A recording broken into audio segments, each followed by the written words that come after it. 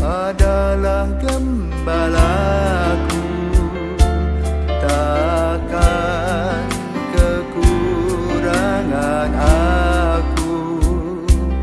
Ia membaringkan aku di padang berumput hijau. Saudara-saudari yang terkasih di dalam Kristus, selamat pagi. Salam jumpa lagi dalam Sabda Siap Saji, tanggal 31 Juli 2024, hari Rabu, peringatan Santo Ignatius dari Loyola, seorang imam. Mari kita berdoa dalam nama Bapa, Putra, dan Roh Kudus. Amin. Pemimpin mulia, Bapa bijaksana yang hari ini kita peringati, kini berjaya penuh sukacita di surga Baka.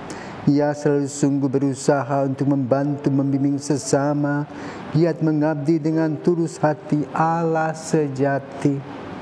Semoga kita ditolong doanya dan menerima pengampunan dosa, dihantarkannya menuju ke surga menghadap Bapa.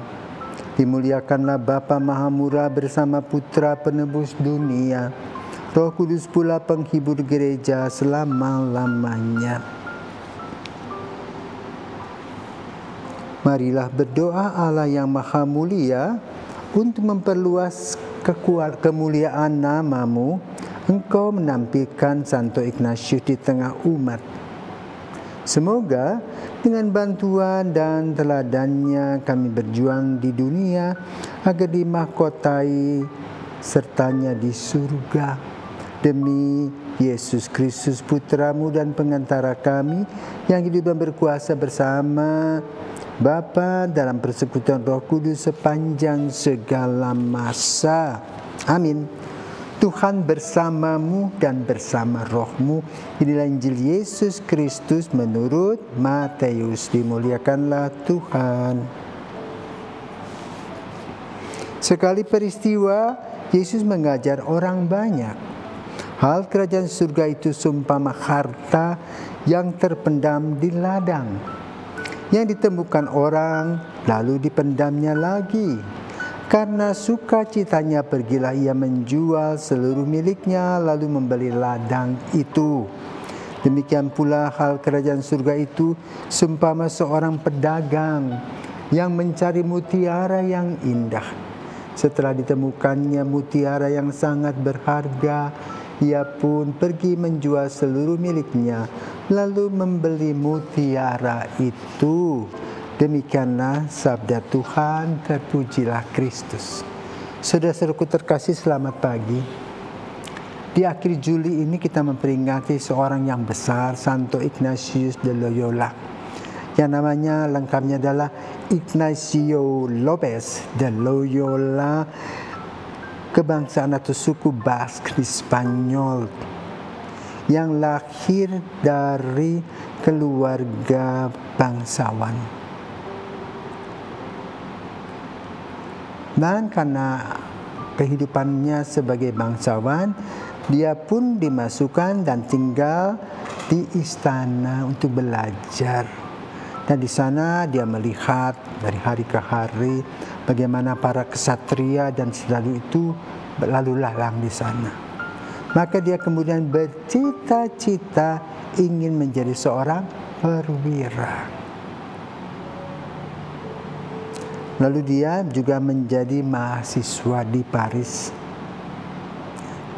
Tadi sebagai perwira kemudian dia gagal, lalu dia melanjutkan kuliah di Paris. Dan dia bertemu dengan 7 temannya.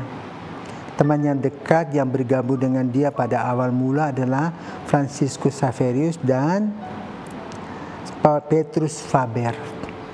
Mereka biasa mengadakan grup dinamika namanya. Jadi grup dinamika itu adalah grup di mana mereka membahas kitab suci. Ini yang unik dari Ignatius. Sebagai seorang awam, dia menerangkan kehidupan rohani atau spiritualitas, sampai kemudian ada yang mencurigai dia, membuat satu sekte, sampai akhirnya dia dipenjara. Tapi apa yang dikatakan orang itu tidak terbukti. semangat untuk melayani terus terjadi. Sehingga dia mempunyai teman-teman antara lain tadi Franciscus Xaverius, Petrus Faber, lalu juga De la Strada, kemudian juga De Brito, kemudian juga saya lupa ya, ada lagi satunya. Mereka bertujuh, ya, dan semuanya itu luar biasa. Maka kemudian setelah mereka selesai, mereka sekolah, mereka menghadap Paulus yang ketiga, menawarkan diri untuk boleh bekerja, membantu gereja. Maka diterima. Kelompok ini dinamakan Serikat Yesus dengan 3 kaul: kemiskinan, ketaatan, kemurnian, dan ditambah lagi satu ketaatan kepada Paus. Siap kapan saja Paus memerlukan serikat ini, mereka akan mengirim orangnya. Berapa sih kira-kira anggotanya? Diperkirakan sekarang 30.000 anggota. Ya. Dan dia mempunyai sekitar 500 universitas di seluruh dunia. Kenapa? Dia mencuci otak, artinya memberikan motivasi untuk maju sebagai laskar Kristus dalam kebenaran. Karena itu semboyannya adalah AMDG, Ad Maiorem Dei Gloriam. Yang penting Tuhan dimuliakan. Kita hanya sebagai alat. Itulah Ignatius Loyola. Maka pada hari ini kita juga diberikan Injil pada hari ini yang berbicara tentang apa? Hal kerajaan surga seumpama harta yang terpendam, yang digali. Nah, itulah harta yang terpendam itu ada dalam diri Ignatius de Loyola, yang kemudian membuat kelompok paguyuban rohani, lalu balaikan serikat, lalu banyak orang yang bisa mengikuti. Yang unik adalah setelah 15 tahun dia mendirikan kongregasi, ya, maka dari 10 orang itu menjadi 1000 orang anggota. Kan apa? Semangatnya luar biasa membela gereja, terutama ketika reformasi itu hadir dalam gereja Katolik, ya, di mana ada perpecahan reformasi tadi, Luther dengan gereja Vatikan. Di sanalah Santo Ignatius mempunyai peran yang luar biasa, kokoh dan kuat, memuliakan Tuhan. Ya, karena itu dia juga disebut seperti kerajaan Allah yang disebutkan sebagai mutiara yang indah.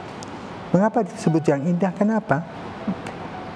Semangat untuk memberi dan membuka diri kepada Tuhan total itu luar biasa. Dengan menggunakan akal yang sehat, dengan hati yang terbuka kepada Kristus, maka dia bisa mengajarkan meditasi, kontemplasi, retret agung, betul melihat langkah-langkah yang dibuat oleh Yesus dari kehidupan para murid. Dan dia mendapatkannya membimbing para mahasiswa untuk melihat bahwa kamu adalah calon ksatria, calon serdadu Kristus, yang harus boleh katakan kuat, ya, militan untuk melaksanakan pewartaan kabar gembira. Sampai hari ini Serikat Yesuit masih bekerja lebih banyak pada sekolah, misalnya di Yogyakarta ada universitas yang besar, Universitas Sanata Dharma. Kemudian sekolah-sekolah Canisius College, Loyola, De Brito, ya. Itulah yang boleh dikatakan sekolah-sekolah yang membuat kader-kader gereja menjadi kesatria atau pewarta kabar gembira dalam gereja yang mempunyai semangat militan dan kuat iman. Itulah semangat Santo Ignatius. Semoga semangat yang dulu ditanamkan masih tetap membahana sampai hari ini, terutama anak-anak muda yang dibakar semangatnya untuk menjadi kesatria Yesus Kristus. Santo Ignatius Loyola, doakanlah kami.